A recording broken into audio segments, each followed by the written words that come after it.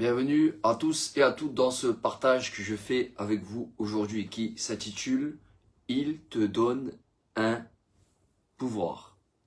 Dans le monde que nous vivons actuellement, nous voyons des images certainement, des films qui montrent des personnages qui ont des pouvoirs.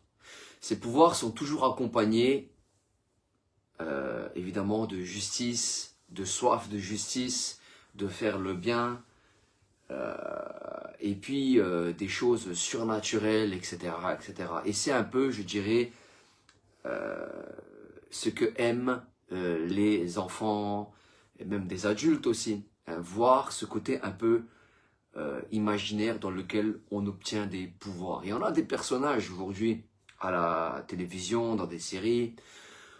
On voit des personnages qui ont ces pouvoirs. Ils sont à part entière. Ils sont exclus aussi de la société, ça on va le retenir. Et ça leur donne des responsabilités, n'est-ce pas? Et du coup, en eux, on voit quelque part le bon côté, n'est-ce pas? Et on voit aussi les inconvénients. Mais on voit ces pouvoirs qu'ont ces personnages imaginaires, évidemment.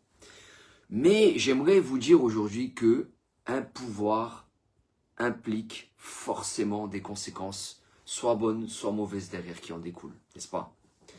Alors il y a les bons pouvoirs qu'on regarde dans le monde, ceux qui ont des pouvoirs de décision importantes, ceux qui aident les personnes, et on a les mauvais pouvoirs, ceux qui acquièrent de mauvais pouvoirs, n'est-ce pas? C'est-à-dire que ils font du mal, ils détruisent. Ils ont acquis un mauvais pouvoir, mais aussi une certaine richesse, mais qui est mauvaise, n'est-ce pas?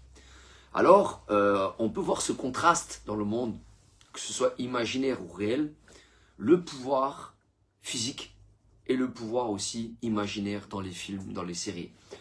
Mais là, on va parler d'un pouvoir qui est spirituel. Un pouvoir qui est spirituel. Quelque chose que l'homme physiquement ne peut pas atteindre. Quelque chose que parfois les films en parlent, n'est-ce pas? Un pouvoir imaginaire pour d'autres, mais pour d'autres une réalité. Et j'aimerais vous en parler aujourd'hui, ce pouvoir qui est divin, ce pouvoir qui est spirituel. Je vais vous parler du pouvoir qui est spirituel. Non pas le pouvoir physique qu'on peut obtenir par la richesse ou par la loi des hommes, mais un pouvoir qui est divin. Le pouvoir du divin, qu'est-ce que c'est? Sur la terre, malheureusement, nous avons hérité d'une malédiction. Je le répète très souvent, cette malédiction, c'est le péché, la désobéissance, qui nous conduit à toutes sortes de dérèglements, à toutes sortes, malheureusement, de divisions. On voit des guerres dans l'histoire, on voit énormément de mauvaises choses qui se sont déroulées et qui sont spirituellement liées à cette malédiction, qui est le péché. C'est quelque chose de néfaste, c'est quelque chose qui nous a conduit à la destruction depuis la nuit des temps. Et évidemment, le péché continue malheureusement sans cesse de commettre, de vraiment détruire et de commettre des choses terribles dans le monde que nous vivons actuellement. Et là, je vais parler d'un pouvoir que l'homme ne peut pas posséder de lui-même. Voici ce que dit le livre de Jean, chapitre 1. Nous allons lire le verset 12.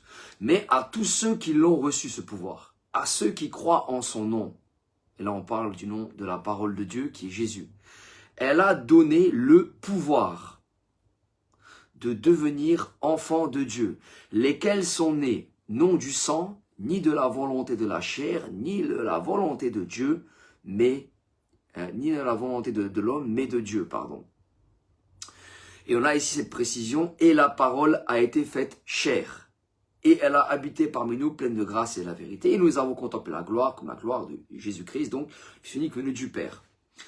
Donc, pour résumer, il est dit, un pouvoir que Dieu donne, qui ne vient pas de l'homme, ni de la chair, ni du sang, mais de Dieu directement. Ce pouvoir, c'est le pouvoir de la rédemption, le pouvoir du pardon, le pouvoir d'avoir une nouvelle identité sur la terre et dans le monde spirituel. Actuellement, dans le monde physique, nous avons reçu cet héritage d'être humain. de par nos descendants qui nous ont précédés jusqu'à aujourd'hui, une semence, et puis nous avons vu le jour, n'est-ce pas? Nous avons reçu cet héritage terrestre, mais dans cet héritage terrestre, il y a une malédiction qui nous condamne, qui est le péché. Mais aujourd'hui, ce pouvoir que Dieu veut nous offrir, ce pouvoir que Dieu veut nous donner, que Jésus-Christ veut offrir à l'humanité, nous accorde le pardon de nos péchés. Je le répète. Le pouvoir, l'un des sens du pouvoir, le premier, ça c'est un mystère, c'est de donner le pardon des péchés à l'humanité.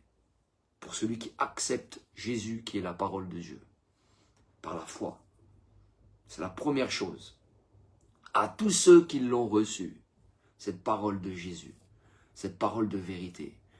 Parce que quand nous acceptons Jésus, Jésus est mort crucifié pour nos péchés. Donc il nous donne ce pouvoir d'avoir une identité. L'identité d'être enfant de Dieu. C'est quoi l'identité d'être enfant de Dieu? Être chrétien tout simplement. C'est quoi cette identité? Eh bien, nos péchés sont effacés. Jésus à la croix, par son sang, il nous a délivrés de nos péchés. Apocalypse 1,5 dans la Bible. Donc quand nous acceptons Jésus, Jésus efface la malédiction. Il la supprime, il l'enlève, tout bonnement. Et il nous donne une nouvelle identité. Cette identité, nous l'appelons enfant de Dieu. Nous devenons enfants de Dieu. Malheureusement, sur la terre, lorsque nous naissons, nous avons un héritage. L'héritage, c'est des fils du malin. Les fils du malin ont reçu la semence du malin qui est le péché, de génération en génération. Et cela nous coupe de la présence de Dieu. Cela nous empêche d'entrer en relation avec Dieu, malheureusement. Cela nous empêche d'accéder au pardon de Dieu.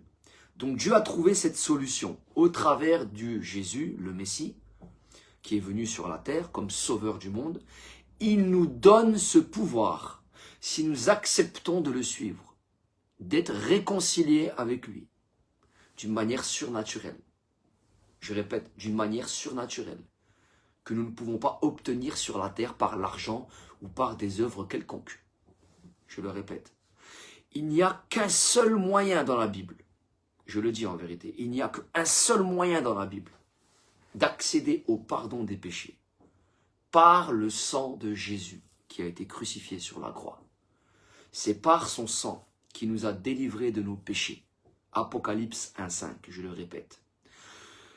Maintenant, il nous est réservé, ou pas, de revêtir cette nouvelle identité d'enfant de Dieu. Alors à ce moment-là, lorsqu'on accepte Jésus, qu'on le reconnaît comme notre sauveur personnel, on réalise que par nos propres forces, on ne peut pas être sauvé. Que c'est par le moyen de la croix, par Jésus qui a été crucifié, par son sang qui a coulé sur la croix, que nous sommes délivrés de nos péchés. À ce moment-là, on demande pardon et on accepte cette œuvre merveilleuse de la croix. On l'accepte dans son intégralité en prenant conscience que sans lui, on ne peut pas être sauvé. Et là, Dieu nous revêt de cette identité. Il nous envoie ce qu'on appelle le consolateur, l'esprit de vérité, celui que le monde ne peut recevoir, parce qu'il ne le voit point et ne le connaît point, dit la Bible. L'esprit de vérité commence à siéger dans notre vie. Il commence à transformer nos comportements. Il commence à nous montrer la différence entre ce qui est bien pour Dieu et ce qui est mal pour Dieu. À ce moment-là, on commence à réaliser qu'on a un camp à choisir. Et ce camp, c'est celui d'être avec Dieu. Et on commence par des moyens spirituels qui sont divins à comprendre qu'il y a le bien et le mal. Et on choisit de suivre le bien et non le mal. Et on se détourne de beaucoup de mauvaises choses qu'on avait pu commettre dans le passé. On commence à réaliser que le plus important, c'est d'être avec Dieu dans cette identité-là qu'il nous offre. L'identité d'être un enfant de Dieu. C'est un pouvoir que nous avons reçu, nous chrétiens, d'une manière imméritée, je le répète, d'une manière imméritée, parce qu'on ne le mérite pas. On ne le mérite pas. Moi, je ne le mérite pas. Celui qui obtient ce pouvoir, c'est un don. La Bible elle dit que c'est un don qui est gratuit. Romains 6, 23. Un don gratuit. C'est quelque chose que Dieu nous offre. Un pouvoir que Dieu nous offre. Dans ce pouvoir, nous avons la garantie, je le répète, nous avons la garantie d'être pardonnés de tous nos péchés. C'est une garantie absolue. Dieu nous garantit non seulement le pardon des péchés, mais ensuite il nous revête dans une nouvelle identité sur la terre et dans le monde spirituel, celle d'être un enfant de Dieu, être réconcilié avec Dieu. Dieu devient alors notre Père créateur et nous sommes spirituellement ses enfants. C'est pas magnifique? C'est merveilleux, c'est merveilleux. À partir de ce moment-là, nous prenons la décision évidemment de le suivre avec notre cœur et non avec notre tête. N'est-ce pas? Dieu commence à siéger dans notre cœur et il nous transforme. Je le répète, ça ne vient pas de nous, c'est divin, c'est spirituel. On commence à avoir un héritage. Jésus nous promet dans cet héritage une place au paradis. Ça fait partie de l'héritage. Il nous donne d'être protégés sur la terre du malin par l'action de sa main divine qu'il étend sur nous. Et il nous donne de marcher dans ce monde malgré les épreuves, malgré les tribulations qu'on doit traverser. Dieu devient notre allié, il devient notre ami, il devient notre meilleur confident et il devient notre protecteur et notre soutien. Donc, dans cet héritage, nous avons tout à gagner. Tout. Je le dis pour celui qui va écouter cette vidéo, l'héritage est quelque chose d'exceptionnel pour un chrétien. De devenir enfant de Dieu, c'est quelque chose qui ne peut pas être fait avec de l'argent, avec des biens matériels sur la terre ou avec des actions. On n'achète pas, je le répète, on n'achète pas ce pouvoir que Dieu nous donne dans la Bible qui s'appelle être enfant de Dieu. Ce pouvoir-là est donné par Dieu. Il nous scelle, je le répète, il nous scelle par l'Esprit Saint. C'est un sceau qu'il met sur nous. À partir du moment où il nous marque sur la terre, on lui appartient. Et à ce moment-là, dans le monde spirituel, les entités, les démons voient qui vous êtes. Ils connaissent votre identité. Ils savent que vous, on ne doit pas vous toucher. Vous êtes quelqu'un d'exceptionnel pour Dieu. Et que là, à ce moment-là, ils ne peuvent plus faire quoi que ce soit. Ils sont en perte de contrôle. Les démons commencent à trembler devant vous parce que vous avez reçu ce pouvoir. Avec Jésus, qui est votre héritier direct de ce pouvoir. Donc, maintenant, vous pouvez avoir ce pouvoir. Je sais, c'est pas comme un pouvoir comme on voit à la télévision. Hein. Spider-Man, Batman, ou je sais pas moi, ou des super-héros qu'on voit à la télévision. Hein. Forcément, c'est un pouvoir qui est spirituel. Je le répète, c'est un pouvoir qui est spirituel. C'est pas un pouvoir imaginaire comme on voit à la télé. C'est pas un pouvoir matériel comme on peut voir dans le monde avec l'argent, avec la justice, etc. Ceux qui tiennent là, etc. Tout ça là. Hein. Ça, c'est un pouvoir spirituel. C'est-à-dire qu'à ce moment-là, vous êtes héritier du Tout-Puissant Créateur. Et lui, il vous regarde. Vous êtes la prunelle de ses yeux. Il est là pour vous. Il vous accompagne dans ce monde. Et il est avec vous jusqu'à l'au-delà. Parce que dans l'au-delà, votre nom, il est inscrit dans le livre de vie. Vous savez ce que c'est le livre de vie? C'est un livre par lequel quiconque est inscrit rentre dans le paradis, selon la Bible. Donc quand vous êtes inscrit dans ce livre-là, l'ange lui-même vous inscrit, vous êtes inscrit dedans, votre nom va être mentionné au jour de la résurrection, vous allez entrer au paradis. Mais c'est écrit, quiconque n'est pas inscrit dans le livre, quiconque, malheureusement, qui n'a pas reçu ce pouvoir de devenir enfant de Dieu, par l'intermédiaire de Jésus à la croix, eh bien, n'est pas inscrit dans ce livre. Quiconque n'est pas inscrit dans ce livre est jeté au feu. Je le répète. Je sais que pour certains, vous dire, ouais, mais Philippe, tu veux nous faire peur? Non, non, pas du tout, absolument pas. Je veux simplement vous avertir de ce que dit la Bible. Et la Bible dit que quiconque, ça inclut les Asiatiques, les Occidentaux, etc., etc., qui vous voulez. Toutes les nations, là, peu importe qui. C'est quiconque. Je le répète, quiconque. Donc, je vous invite réellement, parce que Dieu offre ce pouvoir. C'est un cadeau, c'est un don qui est gratuitement offert. Vous n'avez pas besoin de payer, vous n'avez pas besoin de pratiquer plusieurs œuvres. Non, c'est quelque chose que Dieu veut offrir. Donc, si maintenant vous voulez accepter ce pouvoir de devenir enfant de Dieu, d'être réconcilié avec Dieu, d'être sous le pardon de Dieu dans votre vie et dans l'au-delà par la suite, c'est très simple. Il vous suffit de demander pardon, ça c'est la première chose à Dieu, parce que toute votre vie vous allez commettre des erreurs malheureusement, ça c'est inévitable. Si vous attendez d'être la perfection sur la terre pour pouvoir accepter Jésus à la croix, ce qu'il a accompli, il a été crucifié pour effacer nos péchés. Si vous voulez accéder au paradis, si vous voulez accepter Jésus, il ne faut pas attendre d'être parfait. Jésus a dit, je ne suis pas venu chercher des gens qui étaient justes, mais des pécheurs. Jésus est venu pour des pécheurs. Donc nous sommes tous sur la terre des pécheurs. La Bible dit qu'il n'y a pas un seul qui est juste. Tous ont péché, je le répète. Donc toi qui m'écoutes, auditeur, auditrice, ne pense pas que c'est parce que tu as commis des erreurs ou que tu commets des erreurs que Dieu maintenant va te rejeter. Il est temps, je le répète, de demander simplement pardon avec humilité.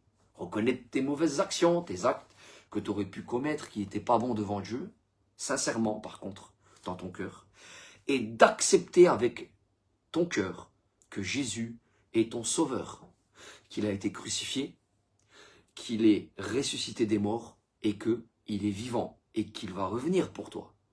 De l'accepter en tant que tel, en tant que sauveur du monde, de le reconnaître comme Messie et sauveur. À ce moment-là, tu le veux dans ton cœur. Et tu veux qu'il rentre et qu'il transforme, le laisser entrer dans ta vie. C'est simple. Tu l'invites à entrer dans ta vie.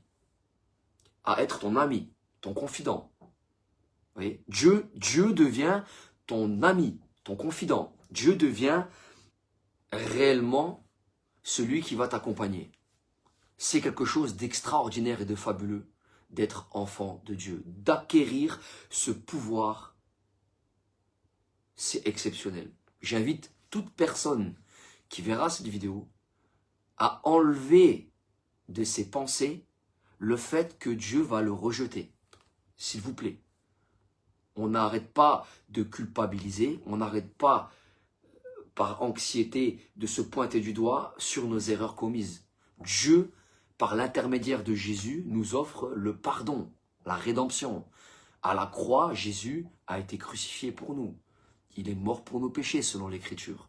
La Bible, elle dit que c'est par son sang à la croix qu'il nous a délivrés de nos péchés. Parce qu'il nous a aimés, la Bible, elle dit. Dieu a aimé le monde à ce moment-là, qu'il a offert Jésus pour nous sauver, pour nous donner ce pouvoir de devenir enfants de Dieu. Je le répète, c'est un pouvoir qu'on ne peut pas obtenir avec de l'argent, avec des actions. C'est juste par l'intermédiaire de Jésus que vous aurez ce pouvoir. Que ce soit clair là-dessus.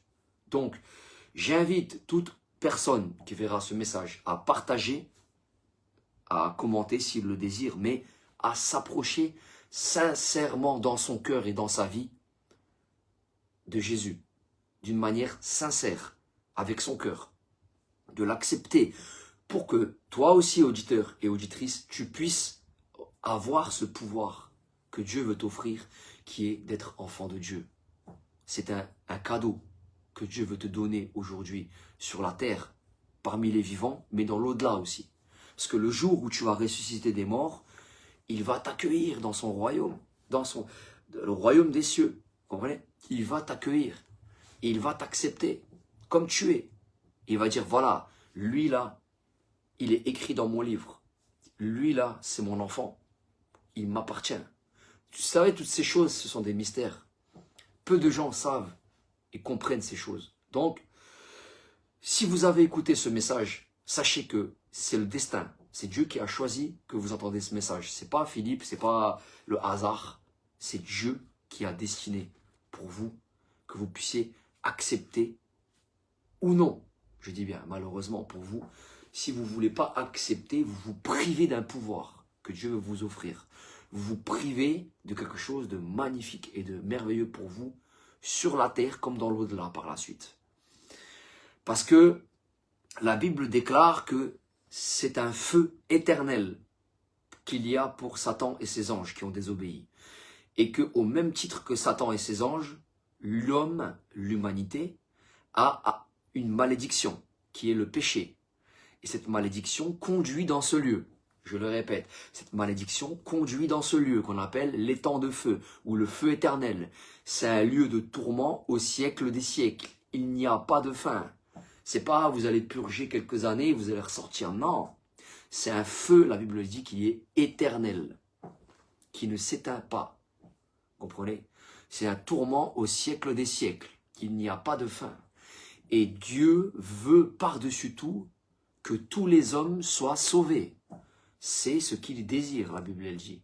Mais nous avons un choix à prendre sur cette terre. Soit d'avoir ce pouvoir, d'être réconcilié avec lui, d'être enfant de Dieu, magnifique, extraordinaire, ou bien de rejeter ce pouvoir et d'être malheureusement dans cette malédiction du péché et d'en subir les conséquences au jugement. Alors, auditeur, auditrice, je t'invite vraiment à songer à prendre une décision importante, la plus importante de ta vie, celle d'accepter ce sauveur universel qu'on appelle en France Jésus. En araméen, Yeshua, ça veut dire Dieu sauve.